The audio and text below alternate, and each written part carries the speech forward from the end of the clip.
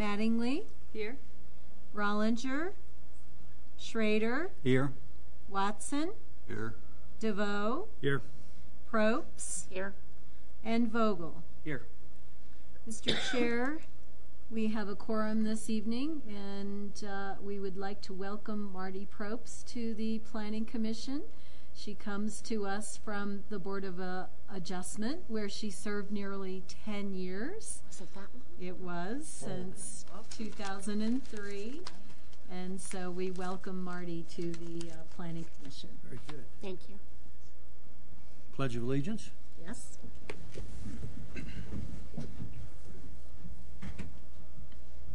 Pledge of Allegiance. To the flag of the United States of America, and to the republic for which it stands, one nation, under God, indivisible, with liberty and justice for all.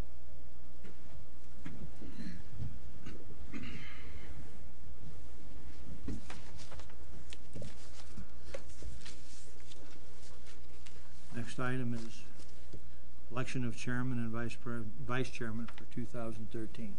How do you want to handle that? Our usual or typical approach for the selection of the chair and the vice chair is to accept nominations from the floor. If there are more than 2 nominations for a position, then we can do a paper ballot for a vote, or if there is only 1 nomination, then we can do a roll call vote.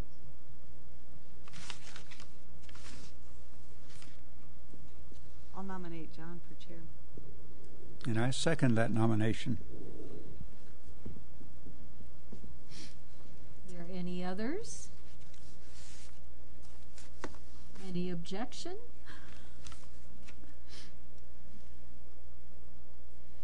Okay. Then just to make it formal, I will call the roll for John DeVoe to be considered the chair for 2013. We'll begin with Schrader. Yes. Watson. Yes. DeVoe. Yes. Probst. Yes. Vogel. Yes. And Mattingly. Yes. Thank you. Motion carries unanimously. Now we have vice chair position. I'd like to nominate Jeff Watson for vice chair. Second.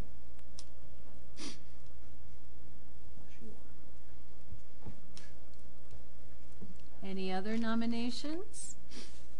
Any objections? Can I? You can't object. Yeah, yours doesn't count. Okay, then we'll take a vote, beginning with Mr. Schrader. Yes. Watson. I guess so. DeVoe. Yes. Probst. Yes.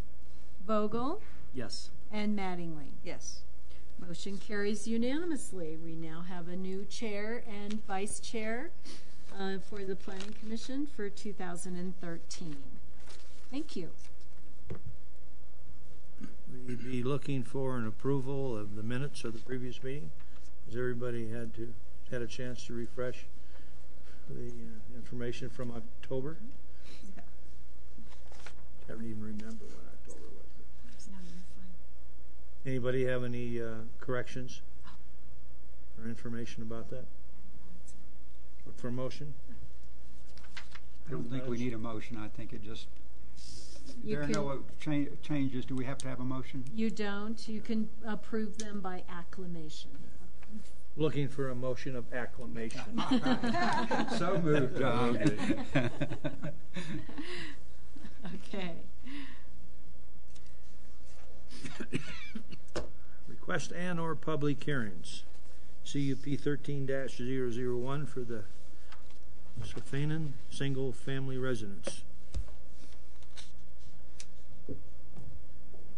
Good evening. And welcome to you in your new position. Well, thank you, and Congratulations to you and Jeff as well. So, on the vice chair, chair, and vice chair positions, and Marty, it's nice to see you on Planning Commission. So, lots of new things as we start tonight I have a conditional use permit to bring to you.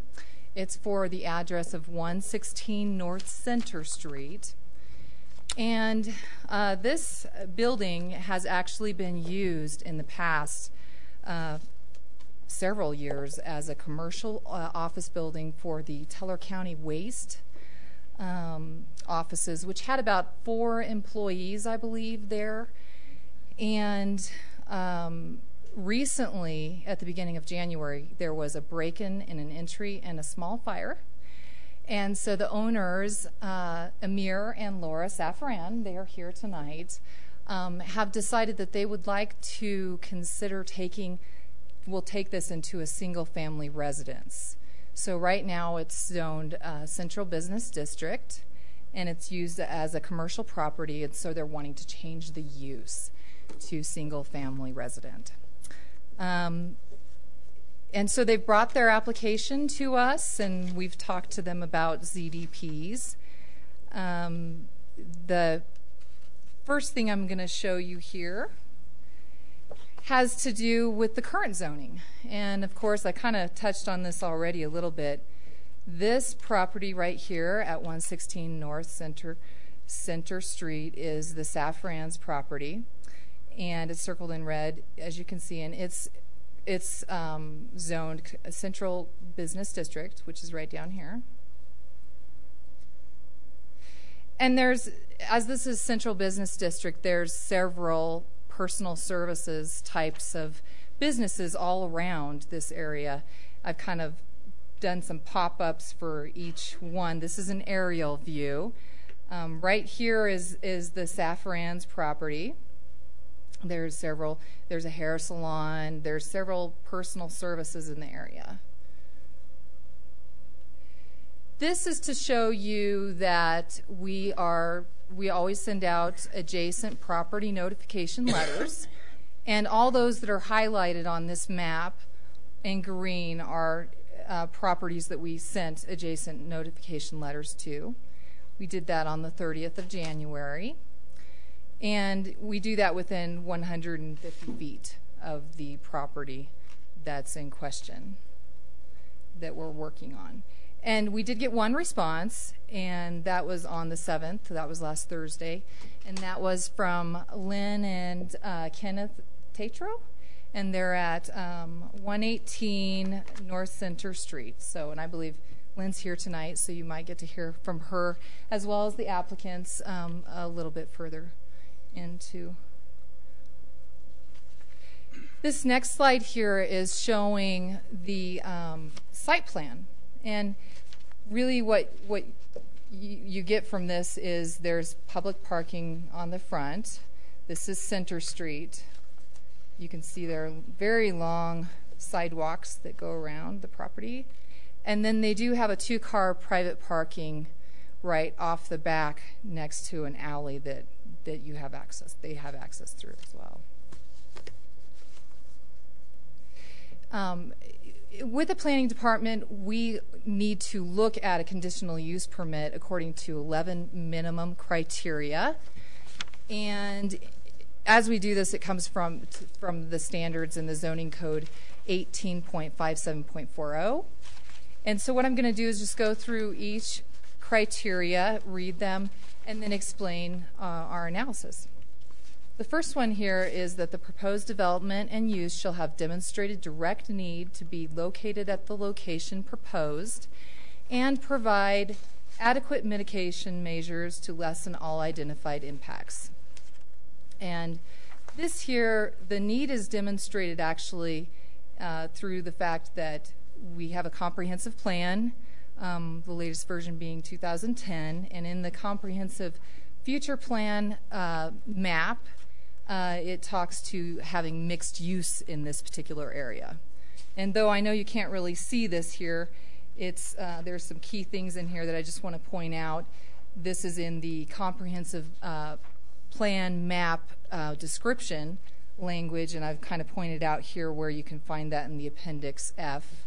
But it does say the purpose of the comprehensive plan map is to honor the city's existing zoning map while providing both direction and flexibility for the future development or redevelopment proposals where it makes sense to anticipate new uses and preserve the orderly redevelopment of the community. And it also goes on to define mixed use, which I'll show you a map, an excerpt of that map a little bit later. And the mixed use is defined by pink, and it includes the area of the city that is best suited for either commercial or residential, single family or multifamily. And these areas include existing central business district, where the city desires to increase residential development and vacate land where the opportunity for either residential or commercial use may be desirable. The second criteria is the proposed development and use shall not endanger public health and welfare. And as this is a single family home, it's really a low impact use, so it complies to that. Criteria number 3 is that the proposed development and use shall not substantially injure the value of vicinity properties. And this does comply. The resident actually, this being a 1-bedroom single-family home, will probably utilize the services that are around there, the hair salons and whatnot. We have to kind of assume that, but if you're living in that area, you usually frequent the area services. The proposed development, criteria number 4, the proposed development and use shall be in harmony with the area in which it will be located. And we feel that this also complies, and it's also supported by the Woodland Park's future desire to have residents living in the areas within walking distances of the businesses that they'll be frequenting. Criteria number 5, the proposed development and use shall conform to provisions, objectives, and policies of all city plans adopted and in effect at the time of the application, including but not limited to growth management, transportation, utilities, capital improvements, and downtown redevelopment. And this is the map that I was telling you a little bit earlier that I was going to show you. You'll notice, again, this is our future comprehensive plan map. And you'll notice that it has the mixed use as the pink, and down here is the property. So, criteria number 6, the proposed development and use shall conform to the provisions, standards, and requirements of all city regulations, adopted and in effect at the time of the application, including but not limited to zoning, subdivision, utilities, buildings, and construction, business regulations, and engineering specifications. And this does comply with those. There will be a remodel, and it's also going to conform, the applicants know that they need to conform to the Teller County building and fire codes. And we've actually already had a SMART meeting with them where we bring in Teller County Building Department preliminary. They tell them what they need to do, and they know what they're getting into as far as those requirements. So, criteria number 7, the proposed development and use shall be designed, constructed, and maintained to accommodate the on-site and off-site traffic generated. And this does comply to this criteria as well. The number of inhabitants is actually probably going to decrease, because before, when it was a business use, there were 4 employees there all day long, though they weren't there all 24 hours.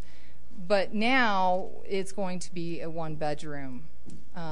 So it would be likely that it's going to be a little bit less of people occupying the property. Property has alley access, and it has its own parking pad, which you can kind of see miraged here in the back, and there's the alley behind it here. And then also, the Safrans have said that they will include clauses in their rental or lease agreements that will address any area events that might affect traffic, like the farmers market or some of those things that take place downtown in this area. Criteria number 8, the proposed development and use shall be designed, constructed, and maintained with appropriate regard to topography, surface drainage, soil potentials, natural and man-made hazards, streams, and environmentally significant features. And of course, this probably more relates to if you're going to be developing a vacant property and setting a house on it, but it was considered in the original design. Criteria number 9, the proposed development and use shall be designed, constructed, and maintained with adequate water supply, wastewater disposal, solid waste disposal, air quality protection methods, and surface water drainage. And the Safran's property is on city waste and wastewater and water. And the air quality, since the home is a pretty modest size home, is really not going to be affected that much. There is one minor issue of a shared service line with a neighboring office, and this is the location that it shares with, that's going to be mitigated with the condition, and they've already started working on this with the neighbor, I understand, that they will, however they're going to negotiate those costs related to billing for utilities and maintenance. Criteria number 10, the proposed development and use shall be designed, constructed, and maintained to unduly increase the public danger of fire, explosion, and other safety hazards upon the public and persons residing or working on the site and in the vicinity. And again, we had that SMART meeting. The local fire agency was there. They know that they need to comply with the fire standards. Criteria number 11, the development and use may be required to provide architectural design schemes and may also require amenities such as, but not limited to, fencing, landscaping, buffer areas, and other aesthetic enhancement measures as required by the City Council. And we feel that this particular southwestern stucco style that it has and the color that it is blends with the area buildings and the environment. So we feel that it meets all 11 criteria, and there will be one condition of approval, and that's going to be related to the prior to certificate of occupancy, which is the final stage, approval stage to a zoning development permit. And they will need to make sure that there is in place a written agreement to share the private wastewater service line and address any financial responsibilities for billing or potential issues, as has been done with the past. It just hasn't been a written thing, but they've been working just fine so far. And so staff would recommend approval. Are there any questions? Questions for Lisa? A couple. Okay. In our code in Woodland Park, do we have a minimum square footage footprint for residential compared to commercial, for what the total square feet of a residence and what the square foot of the footprint of the building is? Not as it relates to a conditional use permit.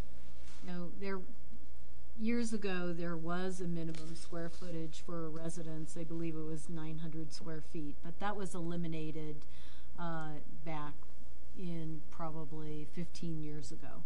There isn't any anymore. There is not. Okay, and with the conditional use permit, that also, we don't worry about setbacks and the requirements of residential? No. Because the one side has no setbacks on the property line, correct? Right, and because it's in the central business district, the setback for a side is 0 lot line. Yeah, so this is conforming. I was just concerned about the square footage because I remember vaguely in the past we had some things like that. Good questions. Any others? Question about, sure. Will they actually issue a certificate of occupancy on the permit, or is that something will they? It's an internal thing that we do before they can occupy and before we send final approval over to Teller County Building Department. So we'll expect that written agreement. Right. Because the only reason why I'm asking is because sometimes on remodels, they don't, because the certificate of occupancy has already been issued, because it's change of use, is that going to be a CO, or it will be? Okay. It will be, because they had received a CO for a business occupancy. Okay, so now it's change of use and it'll be a CO. Okay. Yes. Rather than, because otherwise they don't usually do that. So, okay, Right. good. All right. Good. Do you have a question? Sure. I know you touched on the noise factor and the busy factor with the events that occur in that Right. area. So the landlord is going to be required to notify tenants of those issues, because It's something that was recommended, and the Safrans have already said that they are willing to put that into, as something that they need to be aware of. It'd just be something to let them know when they move in, because it could be, someone that moves in from out of town or not local. But most people that live in this area realize that as well, and there's actually plenty of parking, so it's more of not a just the parking, but the noise factor. right, the noise. Wine thing right there, and the stuff in the park, and I don't live too far from there, but it gets pretty noisy at some of those. Does it? events. Okay. Yeah. Any other questions? We don't do a Public comment. public hearing. Public We're not comment. required to do public hearing, but public comment. Yes. Anybody from the audience like to get up? I think you. Would you like to do that? Come on up and tell us who you are and where you live. And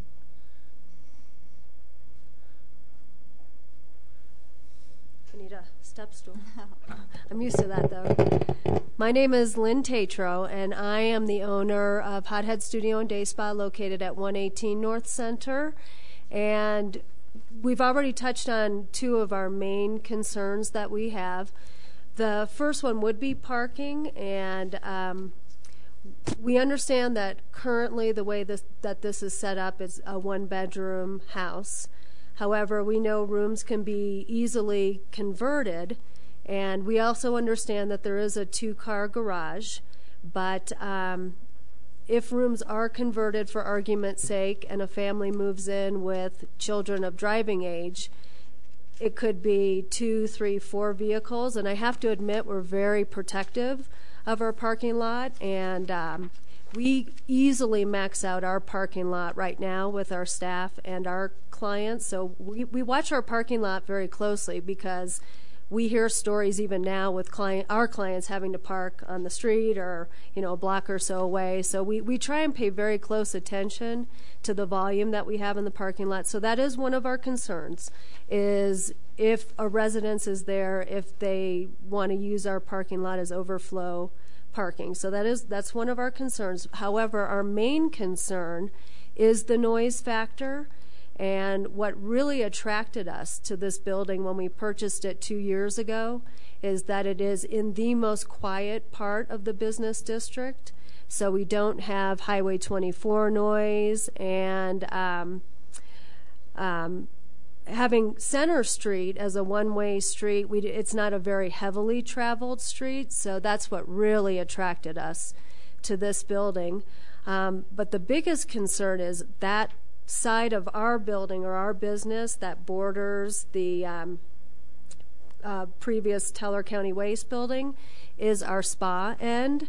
So that's where we have our treatment rooms, and that's where we do our massage and our facials. So our concern is if a family should move in with barking dogs and screaming kids, or if they want to have a barbecue or a party on a Saturday, especially in the summertime when we have our windows open because we're not air conditioned, that could potentially decimate our spa business, which accounts for about 50% of our revenue. So we like that area. And yes, we do have farmers market. We find most people at farmers market are very quiet. We don't have people out there screaming and yelling. Most people are just looking around and shopping, and people talk in very low voices. So interestingly enough, because that was one of the things we were a little concerned about, but we don't really amazingly enough, have a big noise factor, even with farmers market. So we have loved for the last year and a half, almost 2 years, that we're in a very quiet area of a business district. So that is what was most appealing about purchasing this particular building. So those are our two main concerns. Thank you for your time. Quick question. You have parking in the rear of your building, not on Center Street, but in back. Is that what I understood? Correct. We are on the corner of Henrietta I and know Center. your location, but I don't recall what's behind. Right. So our parking lot entrance is on Henrietta, and our physical address is Center Street. However, we have converted our main entrance to the Henrietta side. Okay, thank you. How many spaces do you have? You know, we don't have it striped. When we know we're going to have a busy day, we're full staff 3 out of the 5 days a week that we're open. We actually park. We have a grassy swale area. Our staff actually parks on the grass to give our clients enough space to park. So I would say we've got 4 on the Teller County building side and probably 4 on the other. So it's L-shaped. So we probably have about 8 right there that we save for our clients, and then we've got a team of 6 that we park on the grass, and that maxes us out. But it's sufficient for your normal business? So far it has been. We're still kind of new, so yeah, we'll have to figure that out if we grow. That would be a nice problem to have. Lisa, could you show us again on a map exactly where you're at and what our concerns are? Right.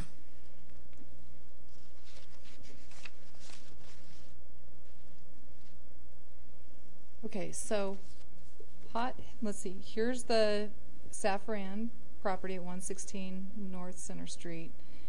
And this is the Hotheads right here.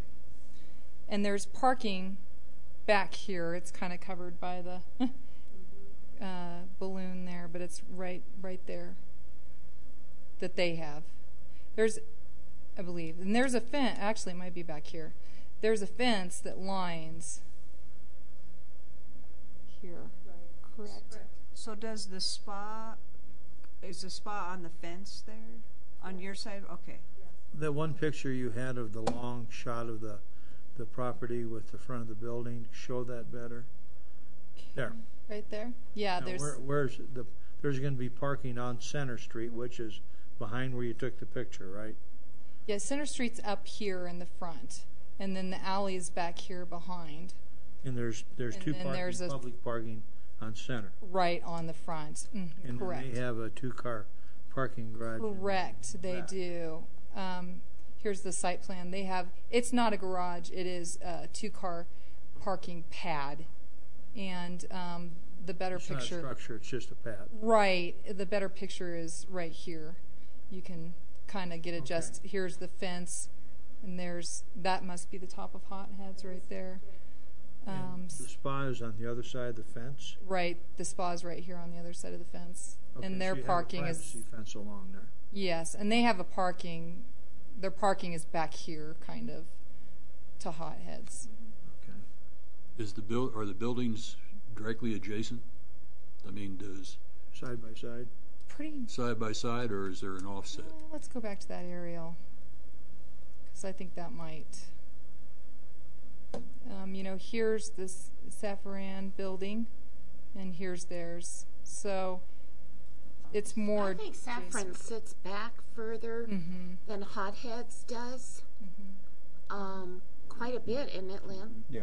It looks like it there, but when I drove by, I was years ago. I'd been in the building when it was tanning, and I thought their house started behind where your building started. Yeah, the beginning of the house, and then of course their property kind of takes up the length of our side of the building, if that makes sense. So they've got that long sidewalk that kind of borders our building, and then you're right, their building is sits back a little bit further. Here's their building, and here's. So you park behind your building and adjacent to their parking pad on the other side of the fence, correct? Correct. And then you have public parking out on Center. we contain all of our staff and clients to our parking lot. Because that's part of our property that we... In the back there. Correct. They don't park out here on Center. Correct. They do not. Okay. And you're concerned that parking from that will spill over into your lot? Right, and what we find is Center Street... Could we have Lynn come to the microphone, because we're taping? Sorry. Okay. So what we find is Center Street is usually pretty full because of the other businesses in the area, and then Help the Needy. They have a lot of meetings over there. So more often than not, there are very few spaces available on Center Street. So that is our concern, that residents who live right there wouldn't even be able to park on Center Street because more often than not, those spaces are full. So, of course, there's parking further down by the park. And, I mean, there's parking in the vicinity. And by the youth, there's that public parking lot as well. But right on our little corner there on Center and Henrietta, that area there, the parking is sparse. So the area in the back is your land? Correct. We do. We own that as well. Post for your patrons only, and that's your private, that's not public parking. Correct. Okay, and that's if that ever happens, a problem. Wasn't a lot of use of that parking on Center Street due to the Teller County waste? I know, sitting in Help the Needy, watching that, why there was people going to and from, pulling in and pulling out. That should mitigate somewhat the parking issue on that side. Mm-hmm. I agree. And they moved. What was it? Jan 1. I guess is when the fire happened, or New Year's Eve. And I honestly, and I'm not trying to be difficult, I promise. I honestly have not noticed a decrease in the traffic. It's just as busy and full as it's ever been. But you are absolutely correct that I always saw people going in and out of that building to pay their bills. Well, for a one-bedroom apartment, the average for cars is 1.5, right? So they've got 2 parking spaces for that particular building, which should cover the residents. Yeah. Now, my concern is just, I know people convert rooms all the time, and for argument's sake or hypothetical reasons, what if 5 20-year-olds moved in there, and one was sleeping on the couch, one converted this dining room into, and I'm not trying to be silly or difficult, but I know it happens, and I know people convert dens and dining rooms and all kinds of things and manage to get a lot of people in a small space. So that's my concern. And I know things start off zoned well, or the original plan is good, but then what if they move out and the next people move in, and so my concern is just not knowing who's going to be there. And again, if it's 4, 5, 6 people, dogs, kids.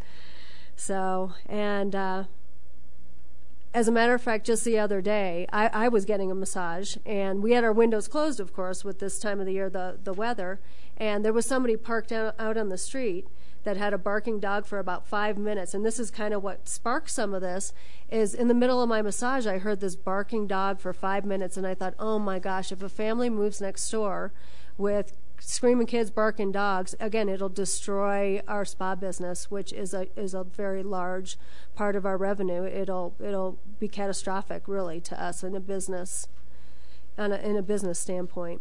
So that's our biggest concern.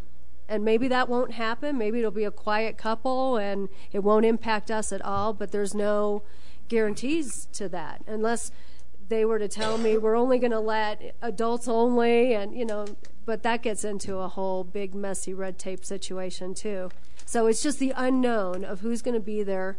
And what if they want to have a barbecue on a Saturday afternoon and they invite 20 friends over? Where are they going to park? I can't tell them to not have a barbecue or not have a party, but Saturday is one of our busiest massage and facial spa days. And if they're having a big old party, even though they do have a little bit of a setback, we can still hear everything that goes on next door. And I can't tell them, what if they're playing loud music all night long in the summertime? It's just the noise factor is probably the biggest scare for me. And we're a new business. We're just getting established. We're just getting on our feet. And it's very concerning to me that we would have a real issue with a noise problem next door. And I can't tell them not to have a party. I can't tell them not to have a barbecue. And I can't close my windows unless I want to spend $5,000 and put in air conditioning. So it's a big concern for me, in all honesty. We have noise ordinance. We have barking dog ordinances. We have chicken ordinances. So you're protected.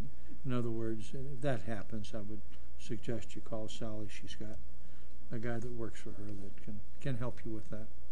You know, it's Chicken Little, the sky is going to fall, and you really don't know what's going to happen.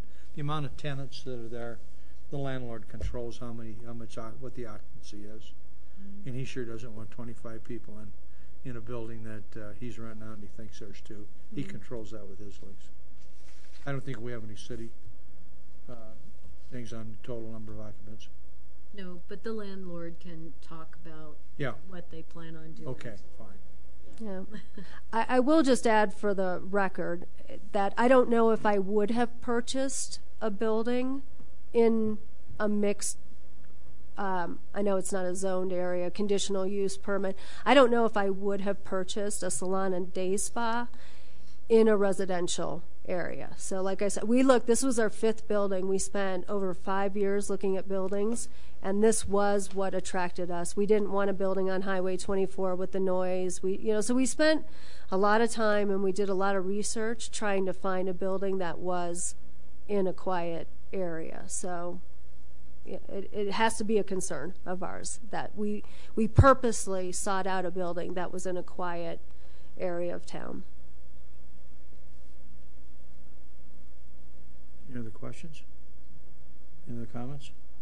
We need to let the applicant. Thank you. Thank you. Valentine's Day. Can't think of a better place to be on Valentine's night. My wife. My name's Amir. My wife, Laura. I haven't met you yet. Very nice to meet you. And as a business owner, I admire your building. I've seen it before. It's beautiful. It's very well maintained. We have 2 properties in Woodland Park.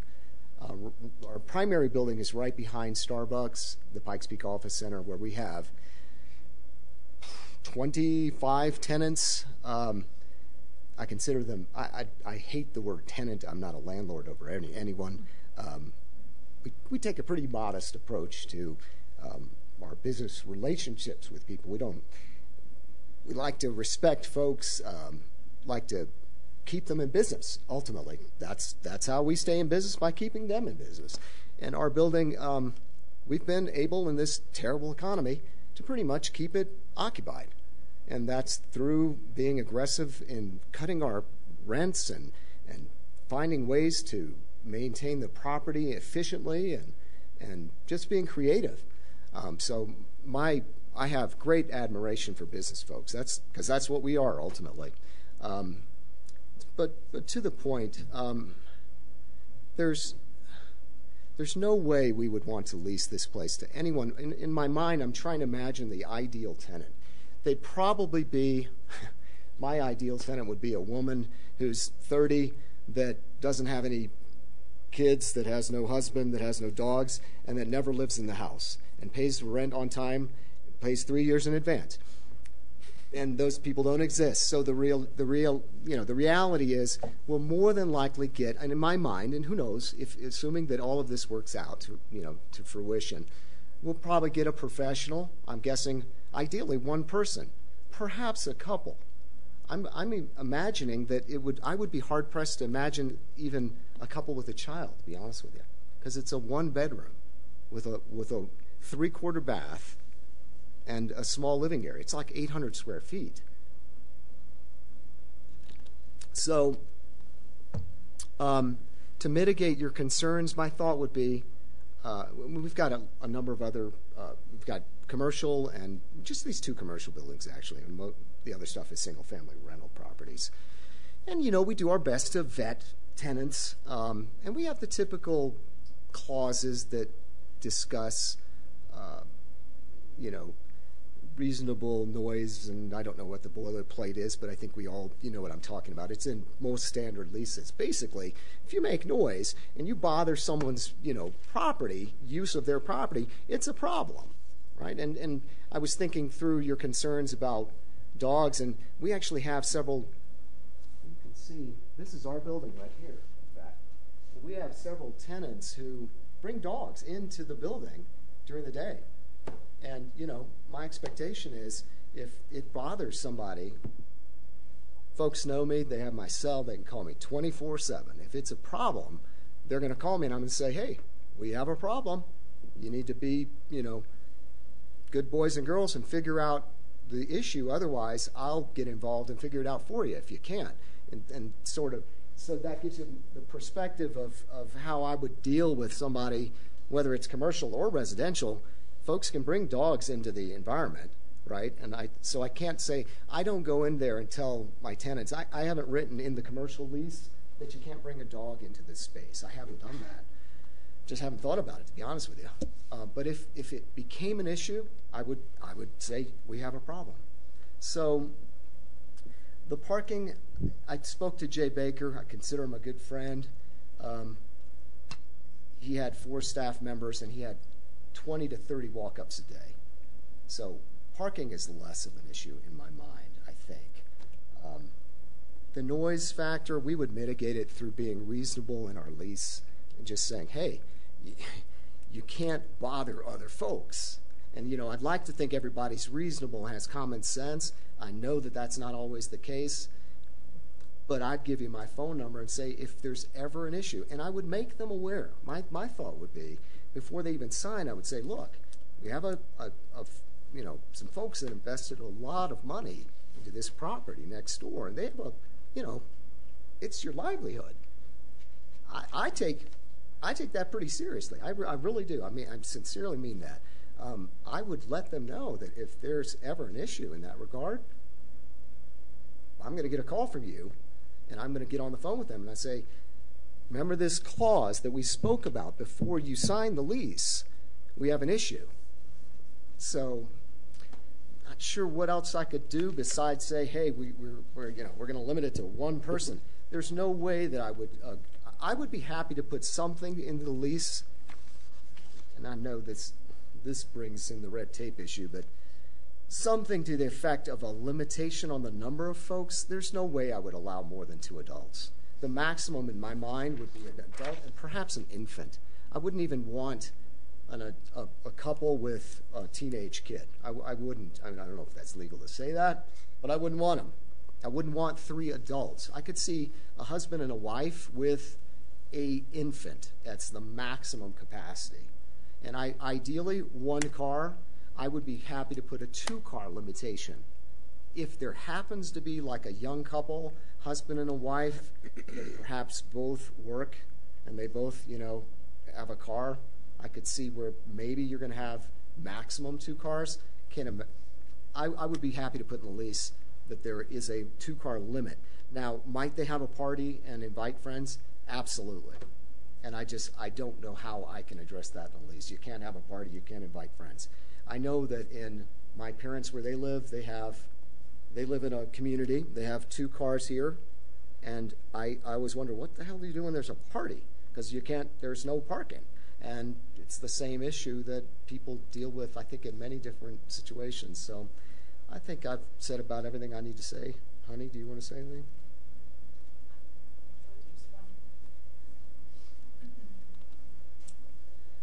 Hello, my name is Laura, and there's just one thing I wanted to add to what Amir has already said, and that is that the upstairs is the bedroom, and there is really no way to make that into a 2-bedroom.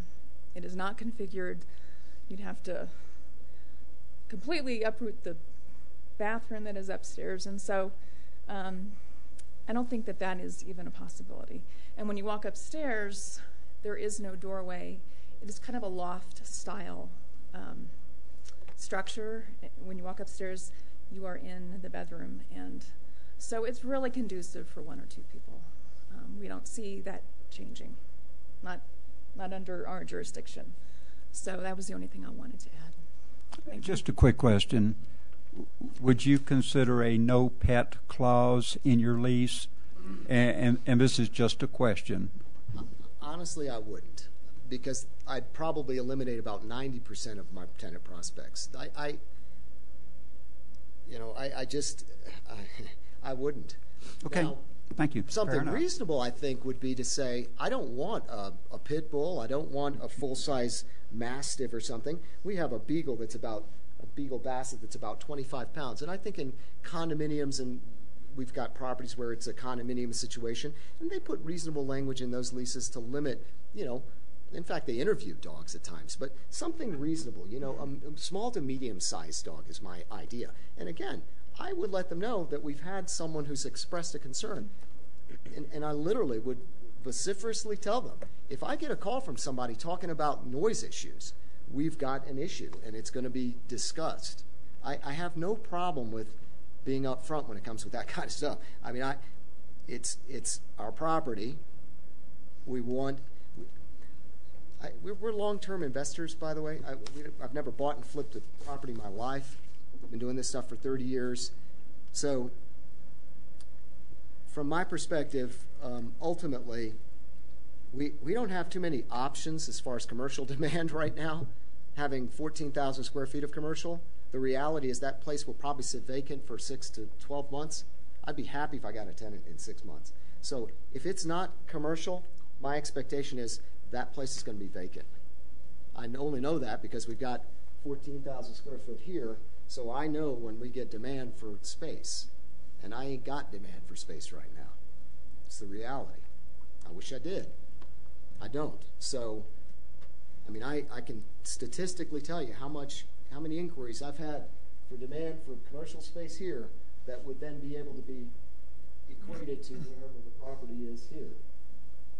It's not there. So when we lost Jay, it was a big deal. And if it hadn't, we were the first crime of the year. 3 a.m. on January 1st, crime number 1. So, hey, but go figure. I mean, what do? God gives you lemons, you make lemonade. So that's our goal here. We want to be a good neighbor. We want to do things right. So, thank you. Anybody else for public comment?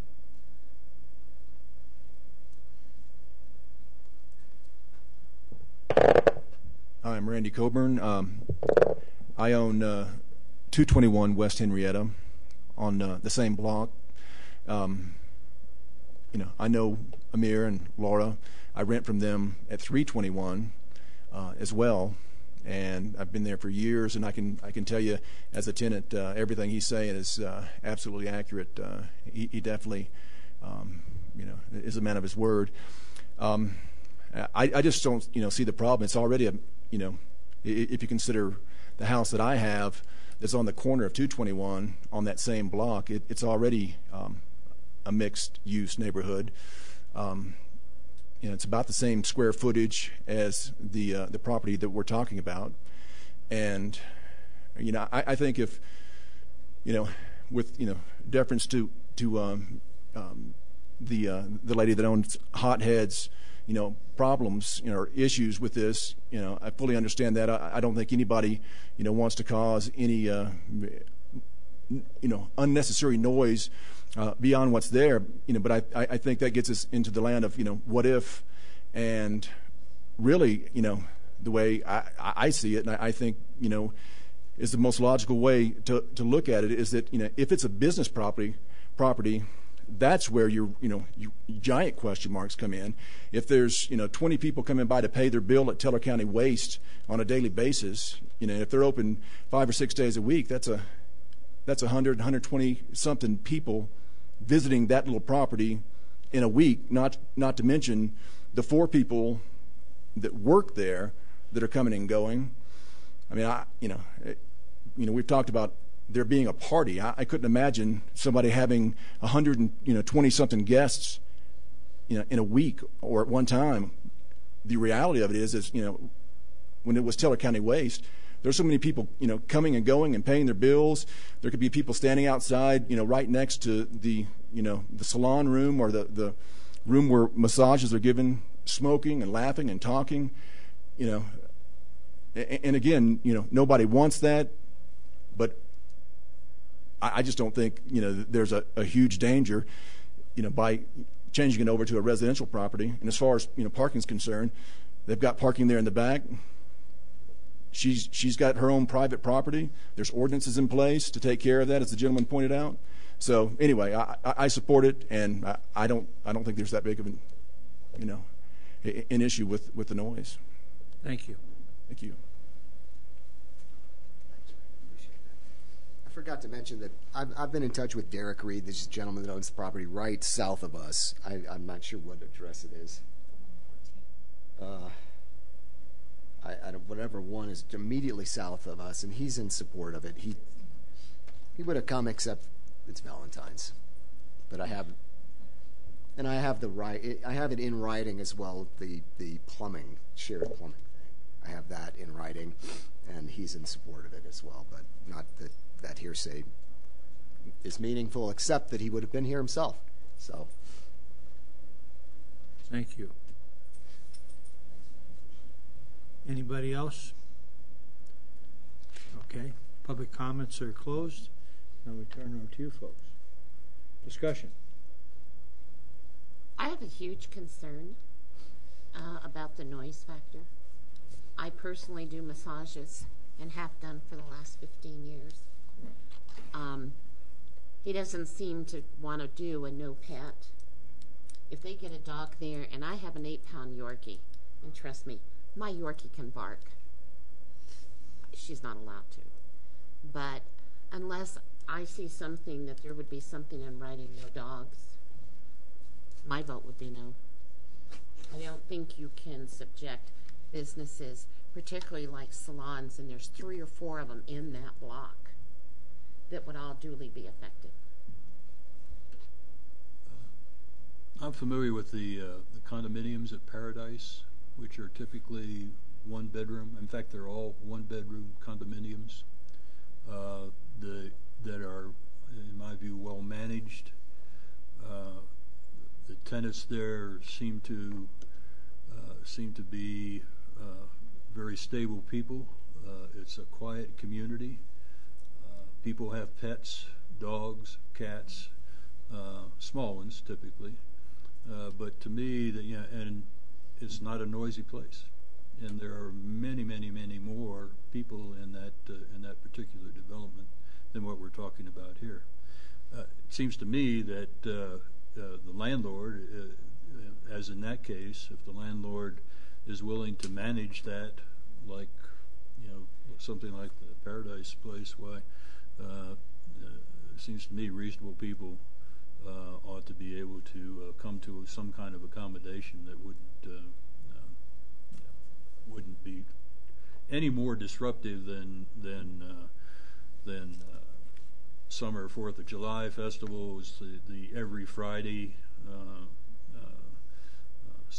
market in the summer, the people coming out of the bars down below with their loud exhausts, their motorcycles that come up that road that have loud exhausts. If that's not objectionable, I don't see how to the other businesses. If that's not objectionable, then I don't see how having a stable tenant under a well-managed property would be objectionable. That's my view.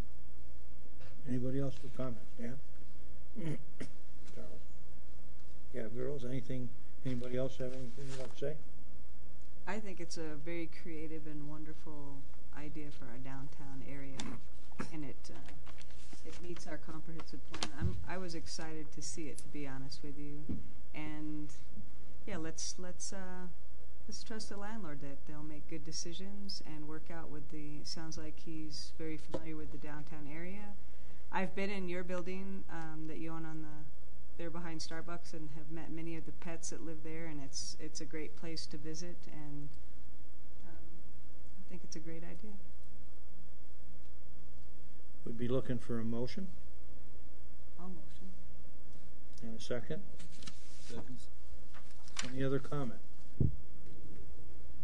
Could we call the question? Sure, and let's see. I have Mattingly with the first motion, and the second was from Jeff?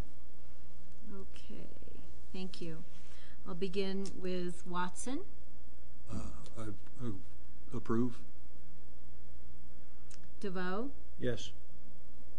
Probst, No. Vogel, Yes. and Mattingly, Yes. and Schrader. Yes. Motion passes 5-1. Thank you.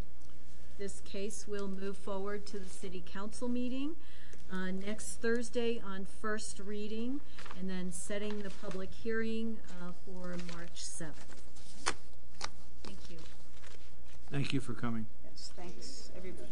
Sounds like you're going to be good neighbors anyway. We'll work it out.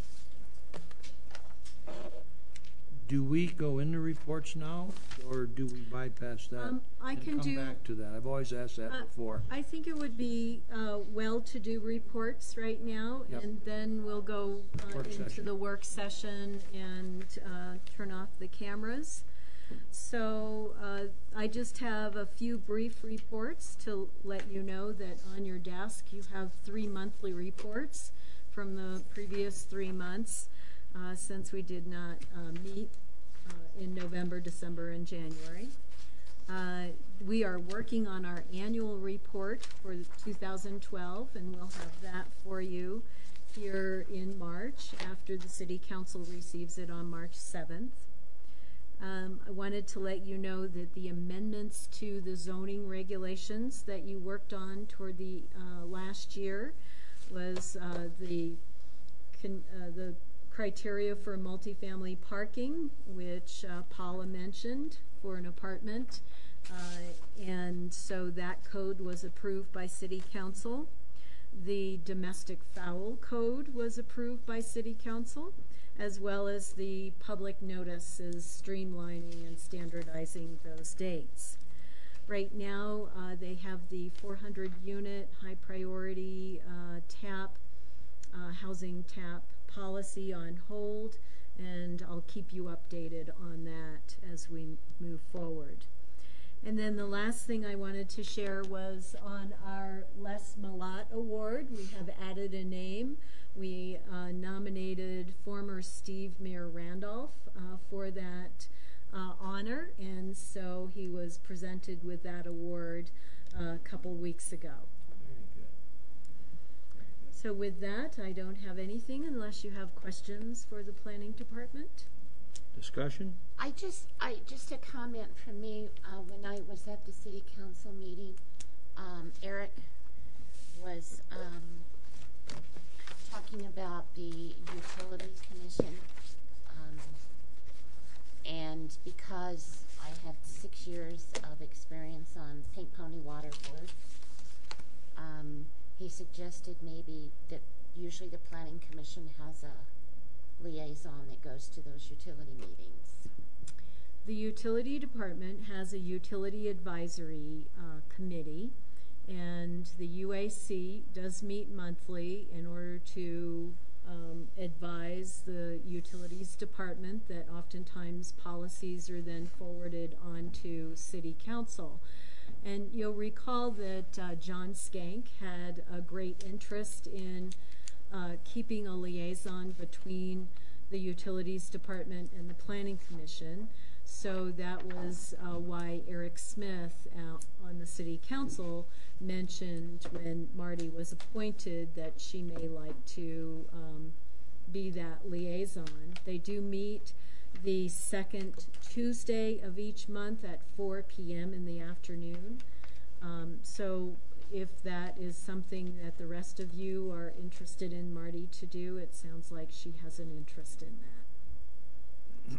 Would that not be a council appointment? It's not. It's really was an informal kind of arrangement that John Skank sort of started doing simply from his interest in water and watching.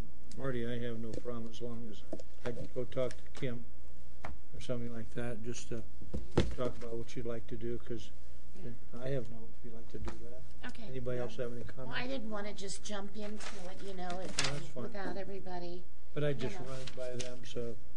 Okay. That's fine. Yeah. Sally, do we have a case for next meeting on the 28th? We do not. So we will be canceling the next meeting on the 28th, and the deadline for our March 14th meeting is today, so we don't have a case that came in today. So we may be, depending upon how our workshop goes, canceling that meeting as well.